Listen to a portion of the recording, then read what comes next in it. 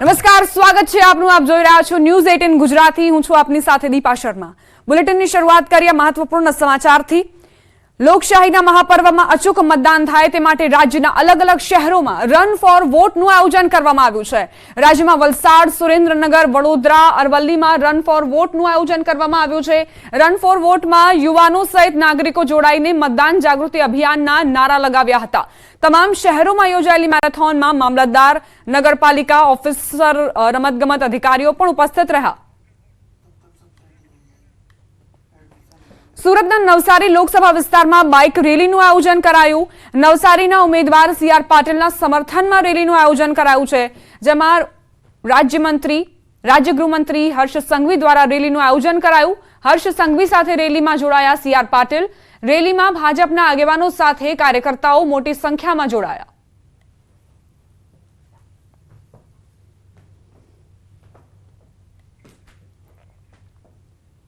તો છેલ્લી ઘડીનો પ્રચાર ચાલી રહ્યો છે. સાંજે 5 કલાકે પ્રચાર પડઘમ શાંત થવાના છે અને તે પહેલા આ ભવ્યાતિ ભવ્ય રેલીનું આયોજન કરવામાં આવ્યું. મત માંગવામાં આવી રહ્યા છે અને સાથે જ ભાજપના કાર્યકર્તાઓ જે બાઇક રેલીમાં જોડાઈને મતદારોને રીઝવવાનો પ્રયત્ન કરી રહ્યા છે. હર્ષ સંઘવી સાથે રેલીમાં CR પાટીલ પણ જોડાયા હતા.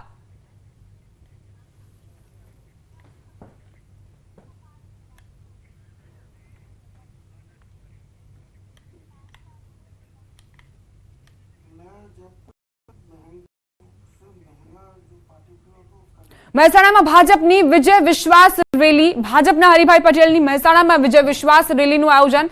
કેન્દ્રીય મંત્રી રાજ્યવર્ધન રાઠોડ, પ્રશાંત કોરાટ રેલીમાં જોડાયા. મહેસાણાના વિવિધ 27 વિસ્તારમાંથી આ રેલી પસાર થશે. મોટી સંખ્યામાં હરિભાઈ પટેલના સમર્થનમાં કાર્યકર્તાઓ બાઇક રેલીમાં જોડાયા. તો કેન્દ્રીય મંત્રી રાજ્યવર્ધન રાઠોડ આ રેલીમાં જોડાયા હતા અને આ જે રેલી છે તે અલગ અલગ ગામડાઓ પ્રચાર વિસ્તારમાં પણ તેઓ ફરીને અને મતદારોને રીઝવવાનો પ્રયત્ન કરશે. મહેસાણા લોકસભા સીટ ભાજપનો ગઢ, પરંતુ તેમ છતાં પણ એડી ચોટીનું જોર ભાજપ મતદારોને રીઝવવામાં લગાવી રહ્યું છે. અને અહીંથી હરિભાઈ પટેલ જેઓ પ્રચંડ પ્રચારમાં વ્યસ્ત જોવા મળ્યા હતા. સાંજે પ્રચાર પડઘમ શાંત થવાના છે ત્યારે હરિભાઈ પટેલે આ બાઇક રેલીનું આયોજન કર્યું છે અને 27 વિસ્તારમાંથી આ બાઇક રેલી પસાર થવાની છે. મહિલા કાર્યકર્તાઓની હાજરી પણ જોવા મળી રહી છે અને કેસરી પાઘડી પહેરીને, કેસરી ખેસ પહેરીને આ કાર્યકર્તાઓ મતદારો સુધી પહોંચી રહ્યા છે.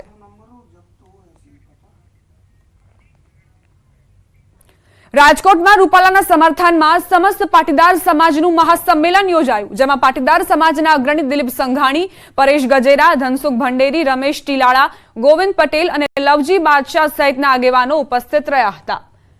લેવા અને કડવા પાટીદાર સમાજના અગ્રણીઓ અહીં ઉપસ્થિત રહ્યા.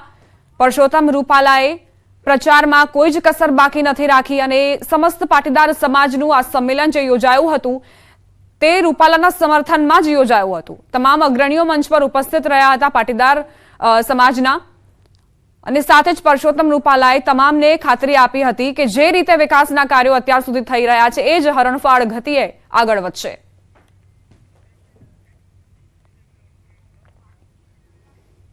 પ્રિયંકા ગાંધીએ બનાસકાંઠામાં PM મોદી પર આકરા પ્રહાર કર્યા હતા.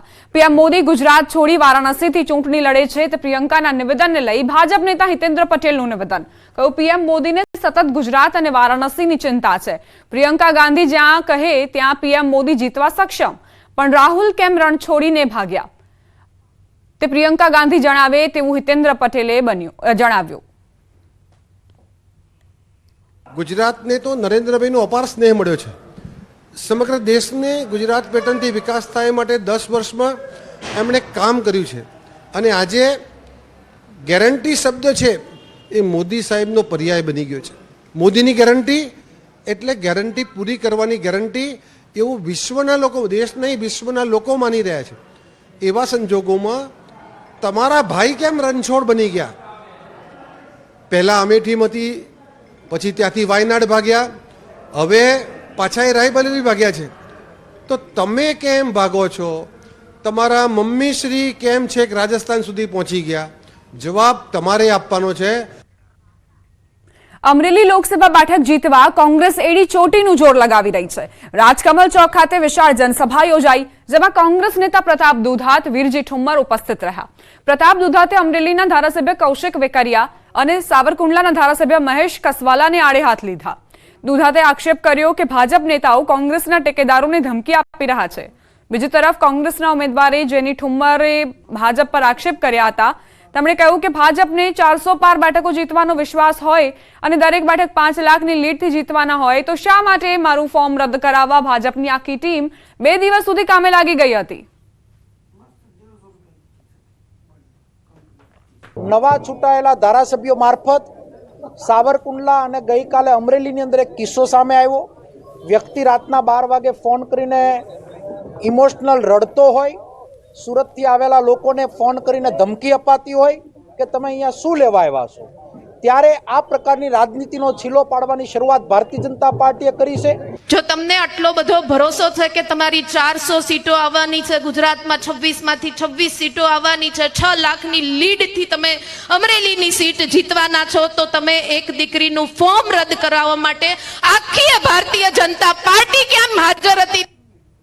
મહત્વપૂર્ણ સમાચાર પ્રાપ્ત થઈ રહ્યા છે। રાજકોટમાં પરસોત્તમ રૂપાલા પ્રચંડ પ્રચાર કરી રહ્યા છે, ત્યાંથી સીધી તસવીરો સામે આવી રહી છે। ચૂંટણી દરમિયાન આયોજન પ્રમાણેના જેટલા કાર્યક્રમો કરવાના હતા એ ખૂબ સફળતાપૂર્વક કરવા માટે હું રાજકોટની શહેરની અને જિલ્લાની ટીમને અભિનંદન આપું છું।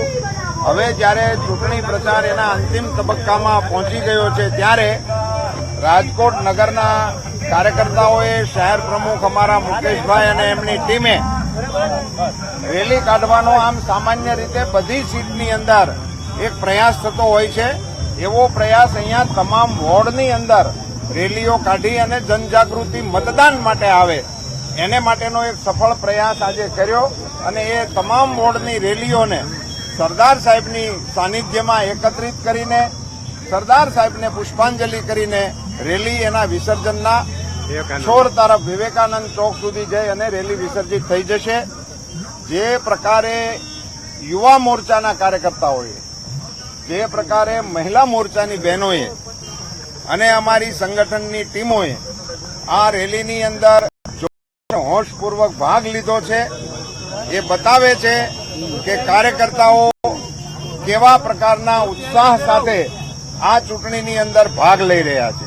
હું એ તમામ કાર્યકર્તાઓને હૃદયપૂર્વકના અભિનંદન આપું છું, ધન્યવાદ પાઠવું છું। ભારત માતા કી જય। આ જામ સાહેબની પાઘડી મળી ગઈ છે, મોદી સાહેબને આશીર્વાદ ફળવાના છે। અન્ય કોઈ સવાલો અંગે હું કોઈ કોમેન્ટ કરવાનો નથી, એટલે બાકી આપ સૌનો ખૂબ આભાર। મતદાન કરવા માટે હું તમામ નાગરિકોને અપીલ કરું છું, અહીંયા જ નહીં, અમારી રાજકોટ લોકસભા પૂરતું સીમિત નહીં, રાજ્યભરના મતદારોને પોતાનો પવિત્ર અને કિંમતી મત આપવા માટે હું અપીલ કરું છું અને મતદાન 100% થાય એ પ્રકારે મતદાતાઓ મતદાન કરે એવી નમ્ર વિનંતી।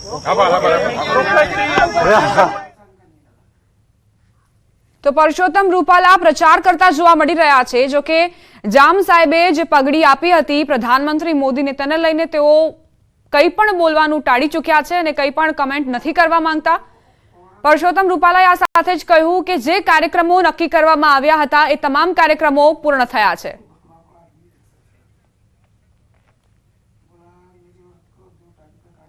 કોંગ્રેસના રાષ્ટ્રીય નેતા શશી થરૂરે વડોદરાની મુલાકાત લીધી। ભાજપ પર પ્રહાર કરતા તેમણે કહ્યું કે ગુજરાતમાં જ કુપોષિત બાળકોની સંખ્યા વધારે છે, લોકો ફોન પર વાત કરતા પણ ગભરાઈ રહ્યા છે।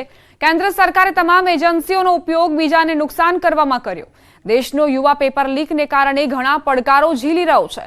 આ ચૂંટણીમાં ભાજપ 300 બેઠક પણ પાર નહીં કરી શકે।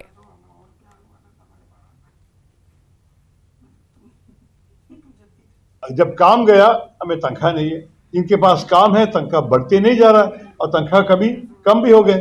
और बाजार में जो हम 2 साल पहले देती थे कुछ चीजों के लिए, आजकल अनअफोर्डेबल हो गया है, उसका दाम बढ़ गया है। किसानों के हाल देखिए, मोदी जी ने कहा था कि हम डबल करेंगे किसानों के हाल, लेकिन सारे किसान उनके खिलाफ हैं। સાબરકાંઠાના લોકસભાના ઉમેદવાર શોભના બારૈયાએ મોડાસામાં રોડ શો કર્યો। શોભનાબેન બારૈયા ટ્રેક્ટરમાં સવાર થયા તો મંત્રી ભીખુજી પરમારે ઉમેદવારનું ટ્રેક્ટર ચલાવ્યું. જાણે કે રાજનીતિના પગરણ માનતા શોભનાબેનના સારથી બન્યા ભીખુજી. જોકે મોટા તામઝામ સાથે નીકળેલા રોડ શો માટે શહેર ગઠબંધન અને યુવા મોરચા કાર્યકરો બાઇક લઈ જોડાયા હતા.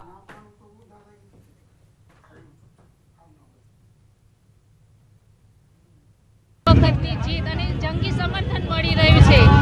મહિલાઓ સંમેલનો કરી રહી છે, સર્વ સમાજ બેઠકો કરીને મને સમર્થન આપી રહ્યા છે અને ત્રીજી વાર મોદી વડાપ્રધાન સાહેબ બનવા જઈ રહ્યા છે એટલે સૌ ઉત્સાહી છે, આનંદિત છે. ભારત માતા કી જય. જે વાતાવરણ ઊભું થયું છે એ પ્રમાણે જોતો કોંગ્રેસ નામ નિશાન થઈ ગઈ છે. કોઈ અસ્તિત્વ કોંગ્રેસનું દેખાતું નથી અને શોભનાબેન ઘણા બધા માર્જિનથી આ સીટ જીતશે એવો મને પૂરો વિશ્વાસ છે. સાબરકાંઠા બેઠક ઉપર ભારતીય જનતા પાર્ટીનો રોડ શો શરૂ કરવામાં આવ્યો છે. ખાસ કરીને મોડાસા શહેરમાં આ રોડ શો જોઈ શકો છો આપ કે ભારતીય જનતા પાર્ટીના જે ઉમેદવાર છે શોભનાબેન બારૈયા તેઓ અને મંત્રી શ્રી ભીખુજી હાલ ટ્રેક્ટર ચલાવી રહ્યા છે. ખાસ કરીને આપ જોઈ શકો છો કે મોટી સંખ્યામાં યુવા કાર્યકરો જોડાયા છે. કાર્યકરો ખાસ કરીને મોટી સંખ્યામાં જે ભારતીય જનતા પાર્ટી કાર્યકર છે જે ઉમેદવાર છે તેને જીતવાનો પ્રયાસ કરી રહ્યા છે. આ સંજોગોમાં જે મોડાસા શહેરમાં સમગ્ર શહેરમાં ફરી અને જે રોડ શો છે, શક્તિ પ્રદર્શન છે એ ભારતીય જનતા પાર્ટી દ્વારા કરવામાં આવી રહ્યું છે. હાર્દિક પટેલ, ન્યૂઝ 18 ગુજરાતી, અરવલ્લી.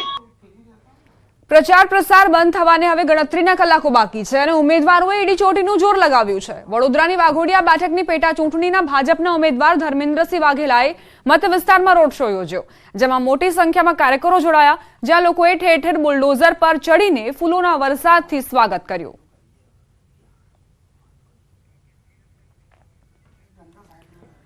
ગીર સોમનાથના મુખ્ય મથક વેરાવળમાં ભાજપની જાહેર સભા યોજાઈ. ભાજપના ઉમેદવાર રાજેશ ચુડાસમાના સમર્થનમાં વેરાવળ ટાવર ચોકમાં જંગી જાહેર સભા યોજાઈ, જેમાં ભાજપના અગ્રણી યોગેશ ગઢવી ઉપસ્થિત રહ્યા હતા.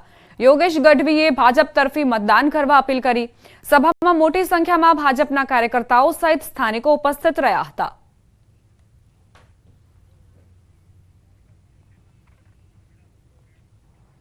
દ્વારકાના ભાટિયા દીનદયાળ ચોક ખાતે ભાજપની જાહેર સભા યોજાઈ. આ જાહેર સભામાં રાજસ્થાનના કેબિનેટ મંત્રી રાજ્યવર્ધનસિંહ રાઠોડ ઉપસ્થિત રહ્યા. કલાકાર બ્રિજદાન ગઢવીએ દુહા છંદની રમઝટ સાથે લોકોને મનોરંજન પૂરું પાડ્યું. રાજ્યવર્ધનસિંહ રાઠોડે કોંગ્રેસ પર આકરા પ્રહાર કર્યા હતા. તેમણે કહ્યું કે કોંગ્રેસ અને સાથી પક્ષોનું ગઠબંધન ભારતનો એકત્ર થયેલો કચરો છે. આખા દેશમાં નરેન્દ્ર મોદીની લહેર છે અને ફરીથી ત્રીજી વખત નરેન્દ્ર મોદીની સરકાર બનશે. जनसभा में रिलायंस ग्रुप ना धनराज नथवाणी खास उपस्थित रहा. अच्छा, कई बार ऐसे देशों के साथ खड़ा होना पड़ता. पूरे देश के अंदर प्रधानमंत्री मोदी ने जो विश्वास कायम करा है कि आर्थिक ताकत देश की जो बढ़ रही है वो आर्थिक ताकत आज गांव-गांव तक बढ़ रही है. अगर आपका परिवार आगे बढ़ सकता है तो केवल प्रधानमंत्री मोदी जी की गारंटी से आगे बढ़ सकता है. बाकी सब बांटने वाले हैं, बाकी सब देश को तोड़ने वाले हैं. बारडोली लोकसभा બેઠકના ઉમેદવાર પ્રભુ વસાવા માટે વિશાળ બાઇક રેલીનું આયોજન કરાયું. બારડોલીમાં યુવા ભાજપ મોરચા અંતર્ગત વિજય સંકલ્પ બાઇક રેલી ગાંધી રોડથી ધારાસભ્ય ઈશ્વર પરમારે બાઇક રેલીને પ્રસ્થાન કરાવ્યું, જેમાં નગર પ્રમુખ, મહામંત્રી અને સંગઠનના હોદ્દેદારો જોડાયા હતા.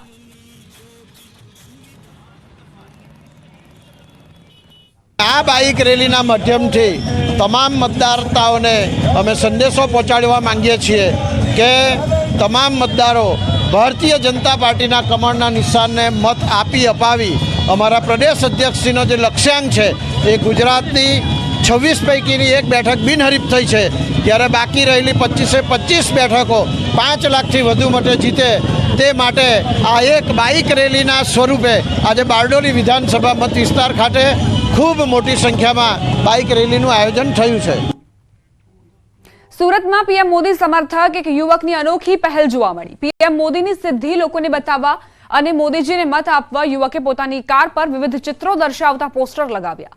મોદીજી કા પરિવાર વિવિધ કેન્દ્ર સરકારની યોજનાઓના નામ કાર પર અંકિત કર્યા.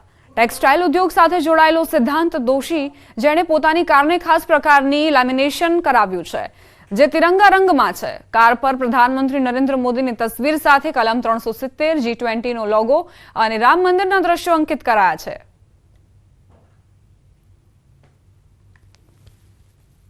રામ મંદિરનું નિર્માણ, 370 આર્ટિકલ, પીએમ જનધન યોજના, પીએમ આયુષ્યમાન કાર્ડ અને અનેક સેવાઓ અને ભારતમાં જે લાવી છે અને અનુક ભારતને જે ખુશી મળી છે એ હિસાબથી હું બહુ પ્રભાવિત થયો છું અને એ હિસાબે મેં મારી પૂરી કાર એકવાર થીમ પર બનાવી. આણંદ લોકસભાના કોંગ્રેસ ઉમેદવાર અમિત ચાવડાએ મીડિયા સમક્ષ રજૂ કર્યો આણંદના વિકાસનો રોડમેપ. હોસ્પિટલ સહિત અન્ય માળખાકીય સુવિધાઓ કરી ખેડૂતોને ટેકાના ભાવનો પ્રશ્ન દૂર કરવા જણાવ્યું. સાથે જ વિદ્યાર્થીને કારકિર્દીલક્ષી માર્ગદર્શન માટે સાંસદ કાર્યાલયમાં કારકિર્દી માર્ગદર્શન કેન્દ્ર શરૂ કરાશે તેમ જણાવ્યું. એ સંસદ સભ્ય કાર્યાલયમાં કાયમી ધોરણે બધા જ લોકો માટે ખુલ્લું રહે હોય એવું રોજગાર, શૈક્ષણિક અને કારકિર્દી માર્ગદર્શન કેન્દ્ર શરૂ કરવામાં આવશે અને અદ્યતન સુવિધા ટેકનોલોજી સાથે ઘેર બેઠા પણ લોકો ક્યાં બેઠા ક્યાં એડમિશન લેવું, ક્યાં નોકરીની તકો છે, કઈ ફેકલ્ટીમાં જઈએ તો એના ફ્યુચરના સ્કોપ સારા છે, એ બધી જ માહિતી આપી શકાય, મેળવી શકાય એવું અદ્યતન શૈક્ષણિક, કારકિર્દી અને રોજગાર માર્ગદર્શન કેન્દ્ર શરૂ કરવામાં આવશે. રોકાઈશું એક નાનકડા વિરામ માટે. આપ જોતા રહો ન્યૂઝ 18 ગુજરાતી.